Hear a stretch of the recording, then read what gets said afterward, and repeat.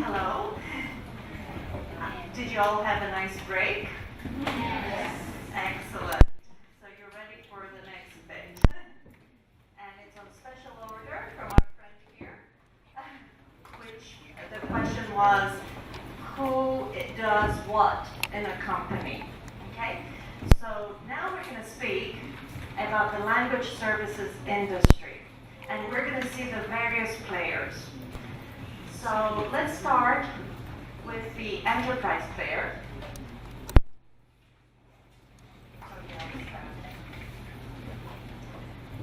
One moment.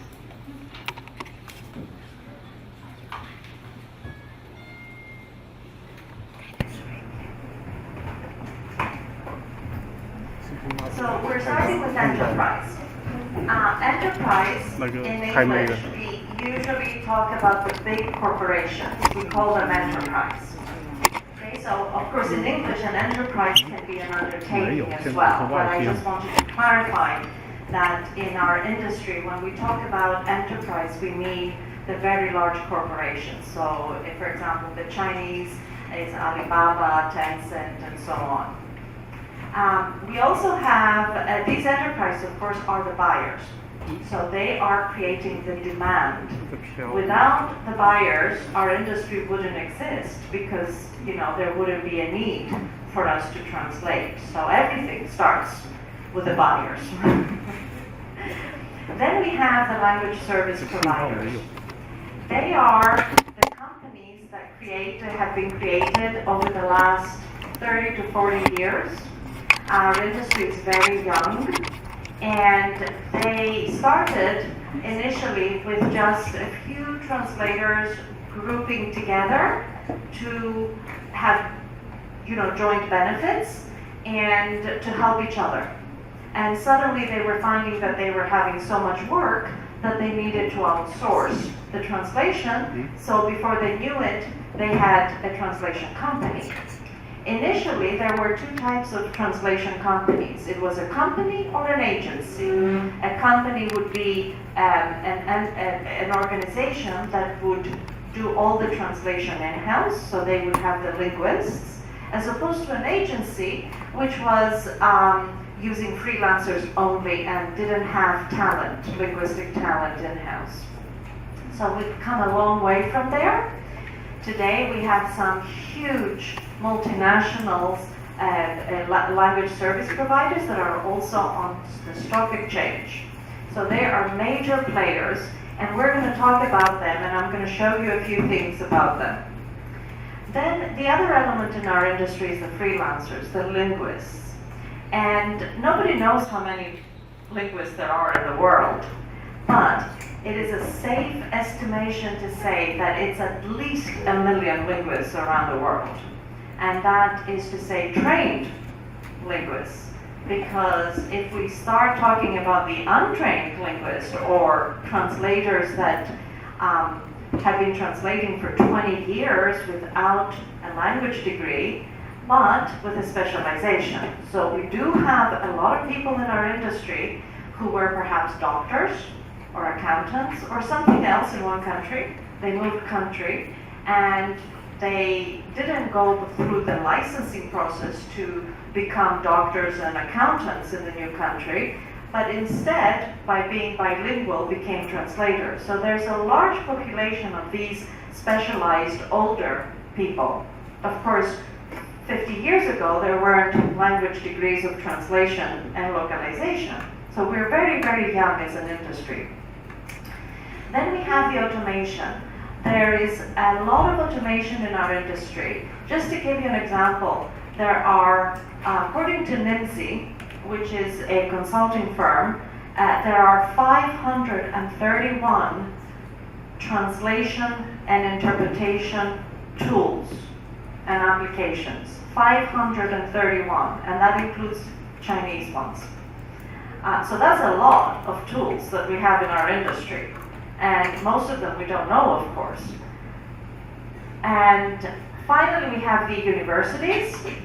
Although, a few decades ago, a language department was mostly teaching philology, today We teach translation, we teach interpretation, localization, computational linguistics. It is a large list of degrees and majors we can take, and the master's degrees are even more. So universities have become a player in our industry. Of course, we also have a lot of academic research. So a lot of the automation in our industry is stemming from the academic research. Then we have associations. So you know here WITA, TESS, and there is in the States what we call ATA, the Association of Translators of America. There is in Britain the ITI, the Institute of Translators and Interpreters. There are some international ones, like IAPTI, and I can't remember all of those letters. And all these associations are designed to help the members have benefits. For example, they will negotiate cheaper rates for professional indemnity insurance. Now, I don't know what the situation is in China, but in Europe and North America, a translator has to have their own professional indemnity. If they do something wrong, and the client asks them for a refund or for, to take over the expenses, then what happens is that they can make a claim at their insurance. So no big company is going to work with a translator that doesn't have professional indemnity. And the associations are the way to help them get a good rate. It also provides training, it provides continuous education information for them to continue and gain the grades they need. And finally, we have consultants. This is a very recent addition to the industry. We have some consultants who are specializing in recruitment for our industry, and that would be both for people who work in the language departments, but also for freelancers. Then we have consultants who help language service providers by other language service providers, so we have a big scene of mergers and acquisitions. We have certain experts who have been in the industry for a while, and they will work with clients directly to help them on their strategies. We have content people and consultants, and we finally have some analysts, some data analysts. So Common Sense Advisory is one, NIMSI is another one, where they will take some information for the entire industry, create reports, and then sell the reports. So nothing, of course, is free.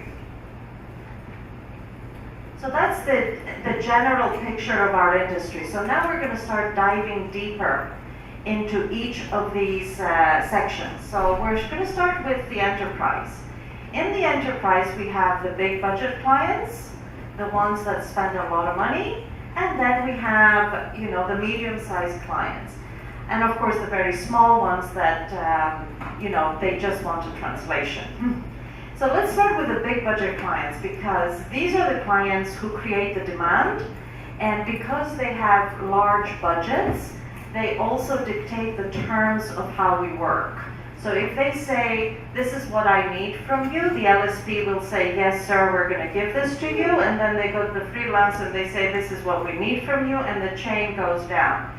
So they dictate how our industry evolves and how it becomes more and more sophisticated. So who they are, they can be in various verticals. We call verticals the industries. It's another way of saying an industry. Some people say domain, but really, it's an industry. So, internet and technology, they are big budget buyers of translation and localization. Life sciences is a huge buyer. They are obligated by every single country in the world to have everything localized and translated. Now, don't think just about a pill. Think about medical devices, okay? And a medical device can be something as simple as a syringe, or it can be a heart transfusion, blood transfusion during heart surgery device, okay? Now, all of these devices are electronic, so we're talking about software and digitization, and we're talking about localizing it for every single country. Then we have entertainment. I already showed you the Inside Out film and what they have done. So imagine that times, multiply it by 100. And we have a few streaming companies which are now creating original content in various countries. So for example, Netflix has started the trend where they create original entertainment films and series in different countries.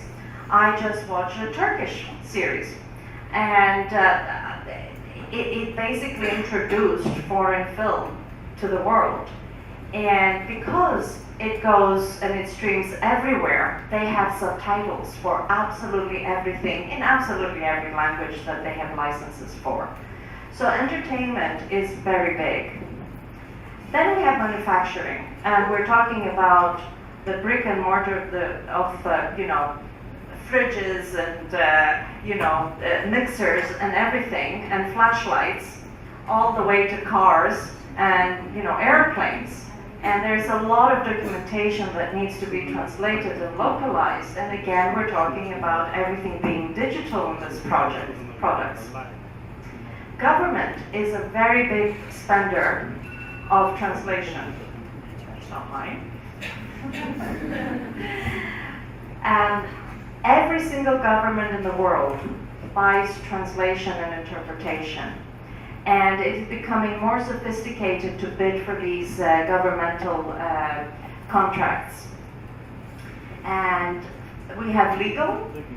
At the moment, especially in the European economic market, where if there is any court and there is any member that is part of this proceedings who does not originally speak the language, they are obligated to have interpreters, and all the documentation and discovery has to be in their language. So this is also very big and growing. Banking and finance, they seem not to try to break all the borders. So banking and finance has a lot of requirements, and of course they're digitized, so they have their own platforms, everything needs to be localized. And finally retail, which is really e-commerce, which is one of the biggest trends we have today. Now, all of these companies within these industries can have very special needs, and yet all of them together, when it comes to globalization and localization, have very similar requirements. So what they really want is quality. Number one, they will always want the quality. They are spending millions and millions for their product, for their marketing, for their sales, for their image and the brand. They cannot have translation do something wrong. They cannot afford it. So quality is the number one imperative for these big budget people because it affects their image and brand. Standards is another one. You remember previously this morning I mentioned the ISO standards. All of these big companies have to adhere to very strict compliance. Now, they don't care if a language service provider has ISO this or ISO that. All they care is that they tick the box. And they can't tick the box unless the language service provider is compliant with ISO or whatever else they require. So standards is very, very important for them. Automated workflows. If you think about the very big companies who have many, many features. So for you, it's WeChat. It is the super, application.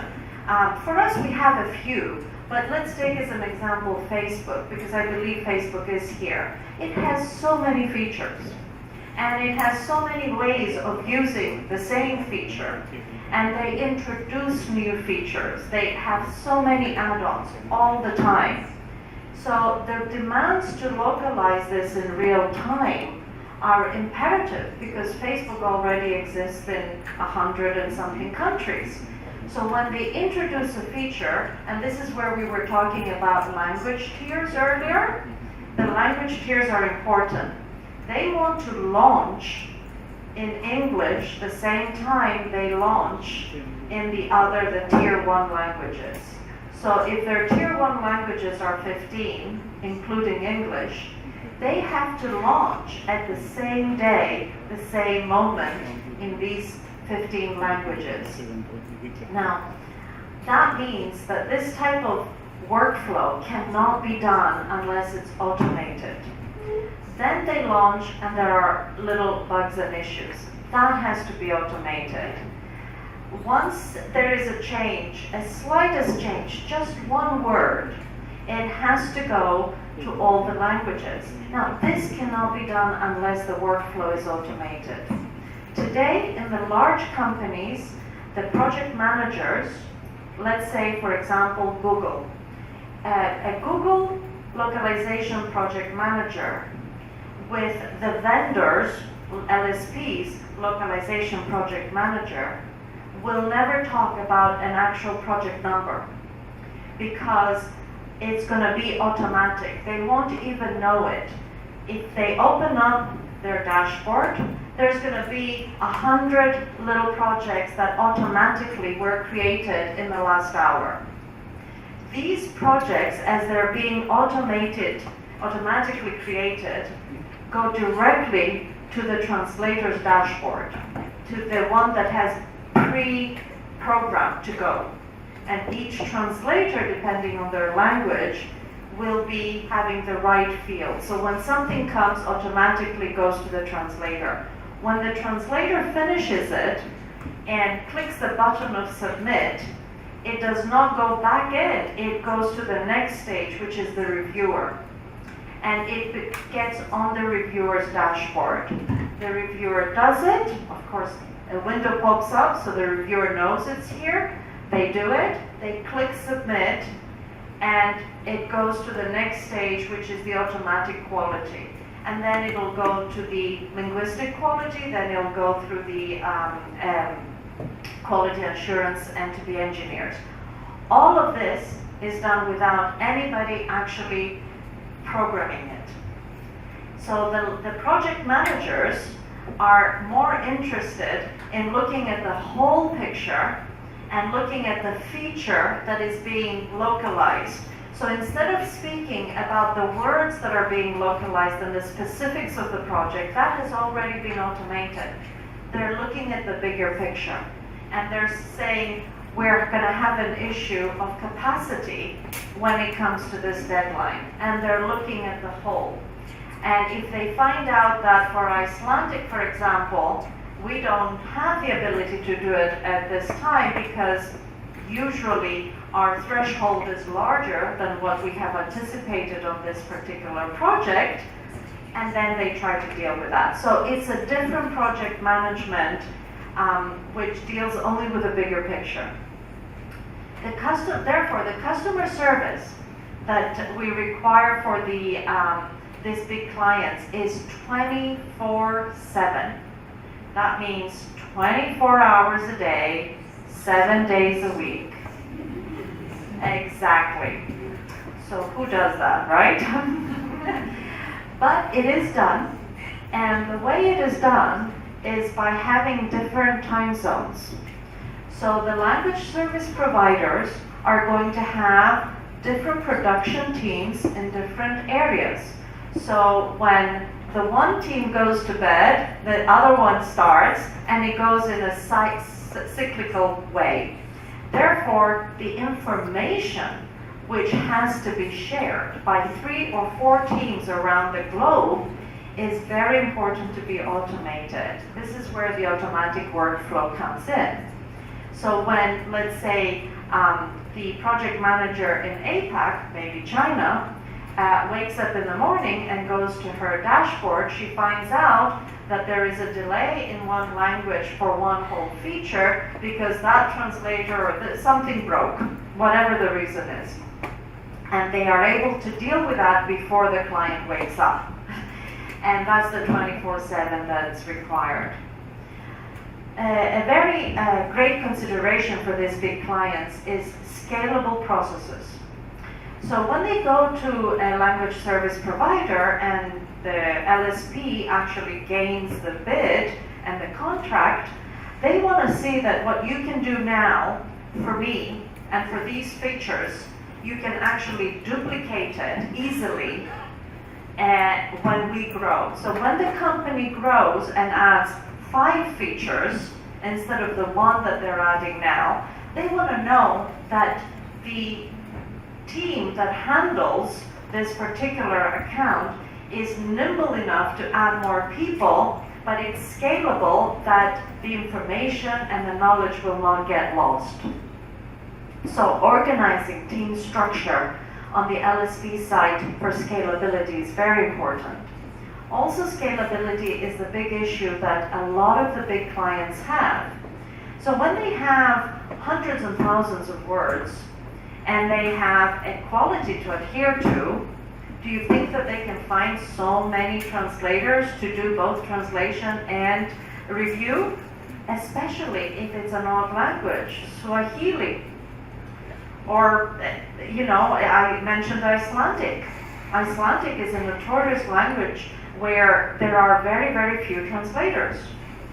So what do you do for that scalability? The LSP has to have inbuilt capacity building situations. So always remember, in the future, if you're working for an LSP or a big client, scalability is something, and capacity you need to remember. Depersonalization. A big budget client does not want to know who the translator is for every single language. So what they do is they create an email system, for example. So they create a domain, which is the vendor's name, translation, and then another one, the vendor's name, reviewers. And each reviewer will have a .en for English, IT for Italian. So they don't know who it is. And if you change the translator, the email doesn't change, so the automatic workflow doesn't change. So it's important for them. But that depersonalization is something that is important for us to know, because we'll see different clients, they want more personalization, but these big clients, they want the automatic workflows and depersonalization. Price and speed is very important. They have a huge budget. When they give it to a vendor, they just want the vendor to jump through hoops. And they literally make the vendor jump through hoops. So price is very, very important. And speed. When you can combine quality, price, and speed, it's a winning formula. And finally, data reporting. Okay, so we all know about data analytics. Very, very important today. Business today doesn't exist without having figures. And finance wants to see the figures. Figures is important for our industry.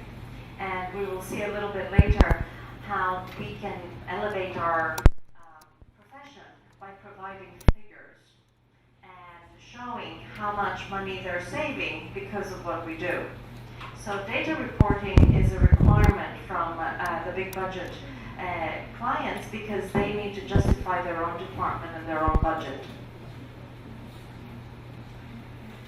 So we talked about key performance indicators before, KPIs, okay? We'll talk a little bit about cost as well. Big budget clients always talk money first. So, the issues for them are globalization, internationalization, and localization. What is the head count? Meaning, how many people do they employ within their departments? So usually, it's going to be 3 or 4, depending on how big the client is. So I'll take 2 examples to give you.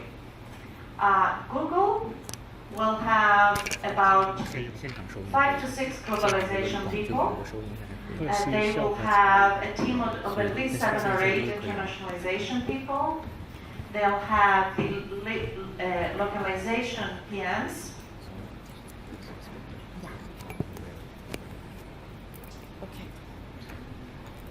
So they'll have at least 10, sometimes even 15 localization project managers. And then they'll have some operations people and some support people. Huge department. And on top of that, they will have language specialists. So we're talking about a headcount for Google roughly at anywhere from, I'd say 100 to 150 people just for the entire globalization team, right? On top of that, they have the contractors. So you can safely say maybe up to 200. On another completely different level, let's take Nike. Nike would probably have about 4 to 5 globalization people, probably about 5 to 6 internationalization engineers, about, again, 5 to 6 project managers, localization, maybe less, and then a few quality people and some contractors. So you can see the two teams are quite different in numbers. Of course, it's different products and different features. So for example, Nike is one platform, one e-commerce platform, that's the end of it. As opposed to Google that has multiple platforms with multiple features. So depending on the size of the company, you can have large teams going into the hundreds. So headcount is a very, very important consideration for cost. Then we have outsourced costs, that's all the vendors. And that probably is the biggest cost for a globalization department because, for example, Facebook and Google will have 7 or 8 vendors, each big. These companies will not use a vendor unless the amount of budget they give to this vendor is less than 10% of their revenue. The reason they do that is they only work with very large LSPs because they want to make sure that if they pull the account, they're not going to be responsible for the company folding. So they only are allowed to work with companies that the budget they give them is going to be less than 10% of their turnover. So these are all things that matter when you're bidding for these big accounts. So then we have the localization costs versus product revenue. Now this is extremely important. Not many people are doing this, but how much will it cost to localize a product for India when you have to, by law, you have to have 22 countries, 22 languages, by law, okay? So you need to localize this product 22 times. Now, if your costs are for 22 localizations for one country, what does your product revenue need to be? What does your sales need to be there to depreciate that cost of the 22 languages? You may decide, we don't want to be in India. I doubt it, especially if you're a big company. But if you're a small company, you may have to make such a decision. Then you have the outsourced per word cost. It's the actual linguistic cost, which is above all the other things you pay to vendors. You have the in-house per word cost. If you have language specialists, always, or the marketing people, always checking something in country, then that's a cost for you.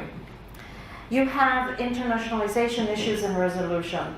That is huge. It's there because it is one of the biggest problems in costs. And it's now coming to become the next big thing that all the big clients are dealing with. How to avoid the internationalization costs and the time that it takes to resolve them. And then there are the QA costs and the linguistic quality assurance costs. On the other side, we have the return on investment. So localization product return on investment, what is that? You localize a product and you see what your sales are. If you don't localize your product or before localization, what was your revenue? Has your revenue changed because you localized the product? That is a very important return on investment. If the cost of localization was, let's say, $100. It's never going to be that, but let's say it's $100. And your sales jumped from 1,000 to 1,000,000. Hey, why didn't you do it earlier, right? Of course, it's not so straightforward. There's a lot of elements, but I'm just showing you now the importance of understanding how the cost and with the return on investment are connected. Then we have the user experience. User experience is another big concept that everybody cares about today. So when they come to us and they say to translate something, they don't tell us much. They should. They should be giving us a full brief, because the marketing people, when they create the product, they have a persona in mind. They have a demographic. They have a use case. Okay? Now, when we are translating this and we don't know what the persona is, what the use case is, then we're just translating words. We're not actually helping. So the more information we have for the user experience, the better job we can do.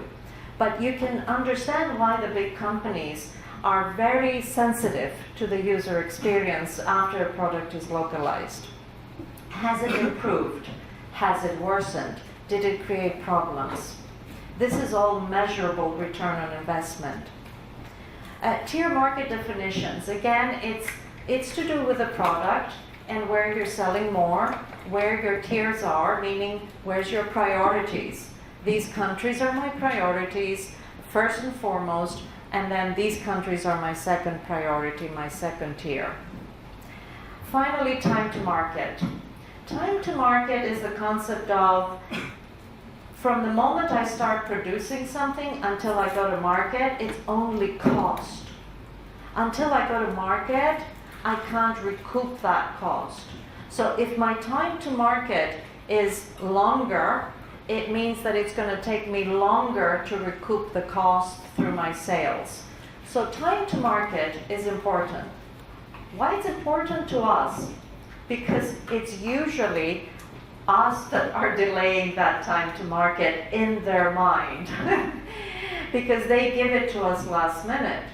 Now, my thing from the beginning, all day today, has been we need to be elevating ourselves at the higher levels to be involved in advising at the earlier stages. So when it comes to translation, we understand the time to market concept, and we already had the linguists already working on certain aspects that they can. The website revenue. This is what they care about, and this is where they find all the information and the data metrics. That's where it comes from website revenue and website traffic. Click-through rates versus revenue. That's another key performance indicator for these big companies. Now, the big LSPs are aware that this is how their translation is being judged. And they are trying everything they can to understand what the clients want and convey as much of that as possible to the translators and linguists. Local customer support. It's out of the hands of the LSPs, but it is a key performance indicator. Do you need to have support in a country? Does that mean that the translation wasn't good enough and that's why you need to have support? And if you don't need, or nobody's calling from that country, nobody's sending emails from that country, does that mean that the translation and localization was so good? Again, these are metrics that they create to measure. Brand recognition. Again, we know that if you have WeChat here and something comes along which is similar, WhatsApp, for example, what is going to be the brand recognition of WhatsApp here? It's going to be very small because WeChat dominates. And market share before and after. Was there a change in the market share of your product before you localized it, when it was still with a foreign language, as opposed to after that you localized it? Did you jump? That would then prove that your localization efforts and costs were well positioned.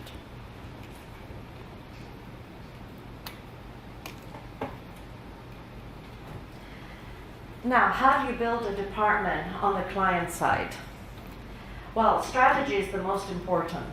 So when you have your team and they are trying to speak to the CEO and to the board of directors and to the financial people and the chief technology officer and all of these people, you need to have somebody in that department, at the head of that department, that speaks that language with them, that is able to be the ambassador of the globalization department within the entire industry, who's able then to change the habits of the company, not to deal with us, but to have us involved from every stage.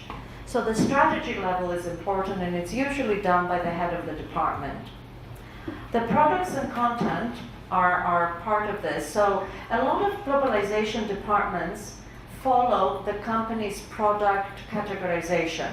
So for example, if Google has product teams for maps or for search, then it would mean that the globalization team would need to cater with the same type of team. So they would have a globalization or a localization PM just for search, and another one just for maps, depending on how the company creates their product categorization or their content. For example, some companies like Nike would have everything heavy on marketing. So the globalization team now responds to marketing and product. These are the two clients, internal clients. So depending on every company, you will have products and content categorized within the department. Then you have the resources. Not just your own people, the headcounts and the team, but what technology you use, what hardware you have, how do you meet, where is the location? Are we talking about remote teams? Are we talking about everybody centralized in a head office? These are all part of the resources. How many vendors do you have? Who are your vendors? Where are they located? It's all part of the resources, down to every single linguist. And technology. Who controls the technology of the globalization department? Because it is part of the whole company, and the company is a digital company most probably, it means that everybody there is involved, because what we do involves every single department.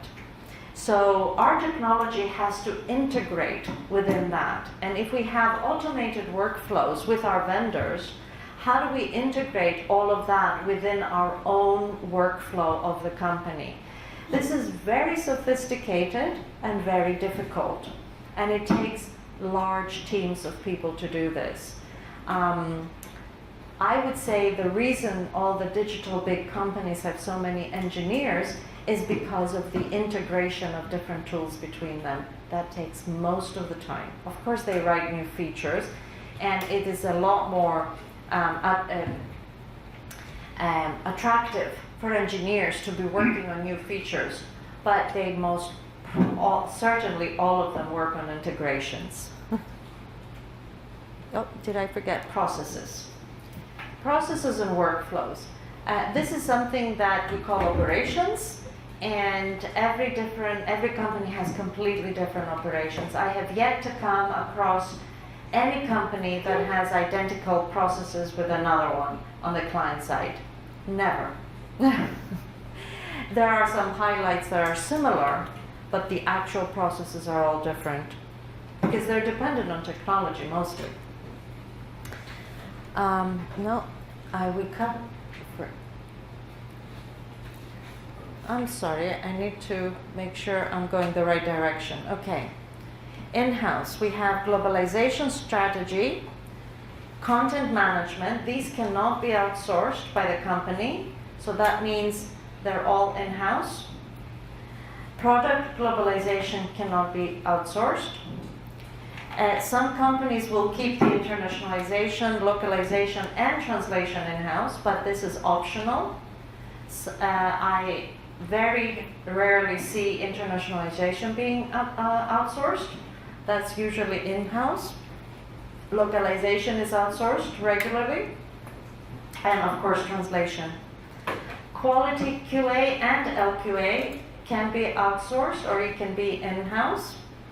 Terminology management is another one that mostly is in-house, but it can also be outsourced, especially now with new solutions on the cloud. And project management can both be, there's actually 3 ways of doing project management for big clients today. One is they have their own PMs. The second one is they have contractor PMs come and work on in-house, but they are not employees, they're contractors. And the third one is they outsource the PM to the vendor. On the outsource side, some LSPs will offer internationalization, localization, and of course translation. A lot of them will offer LQA, so big clients where they have their own in-house engineers, they're not going to give the LQA out. They're going to ask the translators to do the LQA either through screenshots or through live their own systems. And then the smaller ones will outsource it to translation agencies. Terminology management is something that LSPs regularly do for clients, and project management. So how do the team models work? So who does what? There is no unique way of having the teams built up within the client side, especially the big budget people. I have seen all sorts of models, from centralized under one lead to decentralized under each main department. So marketing has their own globalization team or localization team under the marketing department, but engineering has their own globalization team under engineering. I have seen that. I have also seen it being split into 2 or 3 functions.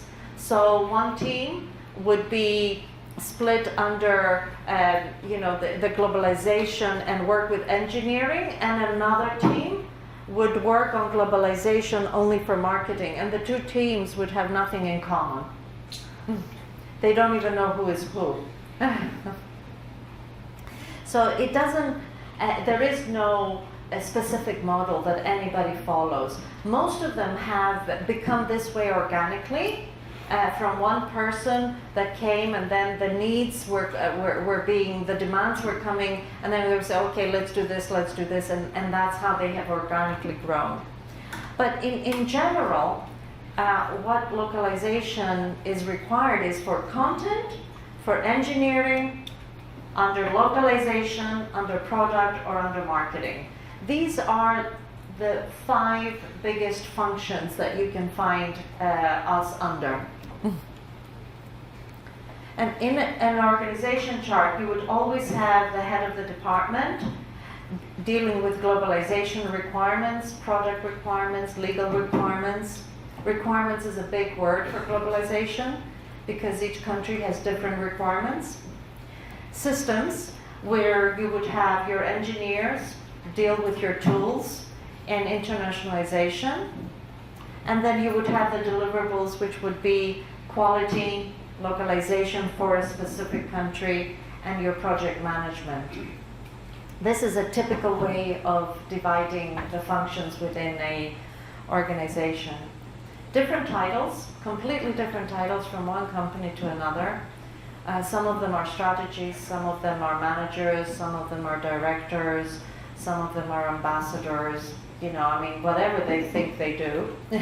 So you can basically, when you hear somebody's title, you just have to ask what they do to figure out, are they a PM, or are they internationalizing, are they engineer, are they doing strategy? I'm going to give you a case study of NetApp. So NetApp is a software company, software storage company, and you can see here Anna Schlegel. She is the head. As a matter of fact, just recently, about a month ago, she became VP. Now, I'll take a moment before I go into the case study to tell you about this. I've been saying to you since earlier this morning how to elevate our profession. And it's not just me saying it, it's many people saying it. And one of the big ways of measuring how well we're doing in this elevation of our industry is to know how many directors of globalization on the client side have penetrated the C-suite, as we call it, meaning the executive suite, the CEO, the executives. So we have right now 14, in Silicon Valley, we have 14 VPs, vice presidents. That means they are on the executive board. These people work very, very hard to elevate their department, their team, and our functions for their companies to understand that we are much more important to their globalization strategy than any other department. And they managed themselves to elevate the entire team, and they got themselves into the executive. Now this is major. We only have 14. And once this is happening, for example, Salesforce is another one that has a vice president, big team underneath. Google does not, for example, and a lot of the other big companies do not have a VP. But I'm mentioning this because I want to show you that they do, the efforts that we do to elevate our professions are working. Because these people have elevated not just themselves, but the entire team and concept. They have penetrated in every single department within the organization, and they have demonstrated to everyone the value that we provide. So this case study is my favorite. We have Anna Schlegel, who is one of these people that has been in our industry for a very long time. She's done everything, on the client side, on the vendor side. She's been a translator. She's done quite a lot of things. So she, in 2009, she joined NetApp. At the time, there was only one localization vendor manager that was reporting to her. Instead of bugs and tickets and issues, they would have something under the marketing department. They were only doing 4 languages for one department, and they had 20 vendors. 4 languages, 20 vendors. I mean, how can you do that? 4 languages, 20 vendors. Anyway, obviously, things had grown out of hand. There were people from one department going to a vendor, and then somebody else in a different department needing to do the same language going to another vendor. So the departments weren't talking between them. So as the requirements for translation were coming, each person was going to find their own vendor to do their own translation. No centralization, nothing. In 2019, just 10 years later, she has a very, very productive group, a team, where globalization is embedded in every function and every department. She evangelized, she reached all the department heads and convinced them, each one of them in their own language, the financial with financial terms, the marketing with marketing terms and use cases and personas. She managed to speak to each of these departments their own language. And she has, everything is under localization, content, and engineering. It's all grouped together. She has a 200 count of both in-house and contractors. Now they do 17 languages, and they manage the entire content strategy and engineering product life cycle. Now that is an amazing feat for somebody to do in 10 years. And I wanted to share her journey because it was against all the odds to go into a product which is mainly engineering. It's just a storage. There's nothing sexy about a storage company, cloud storage. And yet she managed to do all of that. So she wrote a book, Truly Global, which demonstrates what needs to be done for globalization. And like her, there are others that have been successful. So now let's quickly take a look at the medium budget clients. They can be across all industries. They may have limited global presence, meaning fewer languages, or they don't have their own agents, so they depend on agents. They may have limited resources, or they may have a small team, and definitely their budget is tight, because for them globalization is not a matter of strategy, it's a matter of responding to the needs of different countries to sell the product, so they don't want to lose out. Now, what they want is slightly different from the big budget companies. They want quality, of course, everybody does, but this time they want personal attention. So the LSPs need to deal with them in a completely different way. And sometimes they will go directly to translators. And that is an opportunity for translators, these medium-sized companies where they are expanding in one country to create that relationship and elevate their profession from just being a mere translator to being an advisor. Price is important, global expertise, and obviously cultural expertise, problem solving, and the initiative. So it's a completely different mindset that you need to deal with the medium-sized clients, because you need to add to them what they don't have, as opposed to the big budget companies that will have everything, and you need to complement them in their efforts but let them have the lead. With the medium-sized companies, you need to take the lead and help them the right way.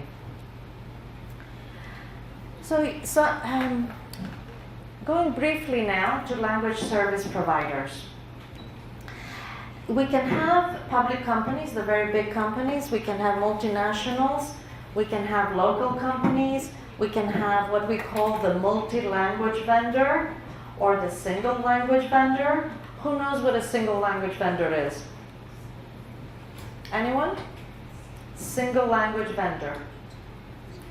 It's a vendor that only gives one language. So, for example, there is a company, a Chinese company that exists in France.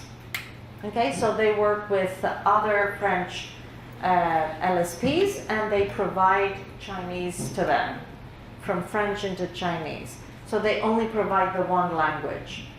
Okay, that's a single language vendor. And then you have the multi-language vendors, which is more or less all the agencies, right? Technology platforms. Who can name a technology platform?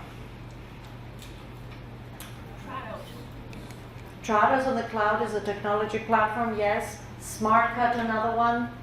So we all know what they are. What they want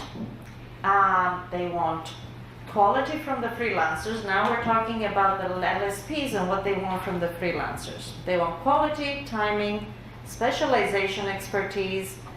They want their freelancers to adapt to different tools. So they want us to be technolinguists.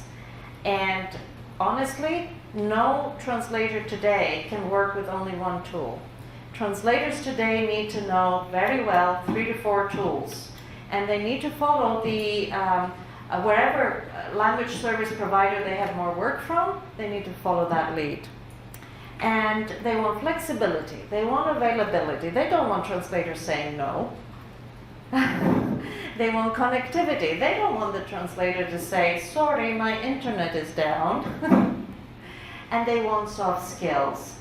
They can't have fights. If the reviewer corrects their translation, they can't have the translator, slashing them on social media because they did that. So they need to have soft skills.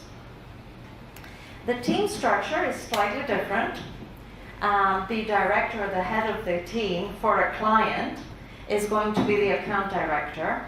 So this account director will work with one big client or with 5 or 6 big clients under the same category. Then you have the supervisors and the vendor managers who deal with the translators. So they're part of the management layer. And then you have the team. You have your project managers, your QA testers, and your linguists. Okay? The functions in the LSPs are also different. Where in the big budget clients you have product and engineering oriented, Here, they're operations oriented. Operations is more important. Then you have the salespeople, business development, you have the team structure, the account management, project management, client support, financial.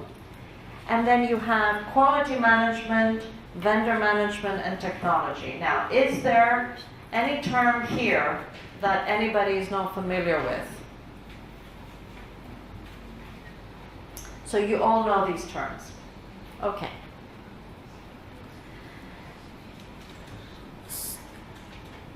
So freelancers, they're translators, interpreters, editors, proofreaders, copywriters, transcreators, design DDP, quality checkers, terminologists, and project managers. That's all the freelancers. Everything here is on freelance. So it's not just being a translator, it's doing all of these other things. And they want fair payment, respect, understanding, stability, direct clients, and to grow into an LSP. Every translator wants to become an LSP. The automation providers are usually the platforms, the CAT tools, translation management system, TMS, content management systems, project management systems, quality tools, engineering tools, and terminology tools. Can anybody tell me of a project management tool? Trados has a project management tool as well. True. So there are 531 tools out there. So take a look at the NIMSI Atlas. I think I have somewhere the link in my presentation over the 3 days. So you should look at all the tools that are available. What are the problems of the automation providers? They have a vendor lock-in. As in Trados, you buy the license, then every year or every 2 years you need to renew your license. So there's a vendor lock-in, and people are now starting not to like that. And there are other alternatives without the vendor lock-in that are free and better for perhaps for freelancers, but they all come with their problems. Interoperability is the biggest problem we have in our industry because one tool doesn't speak to another tool.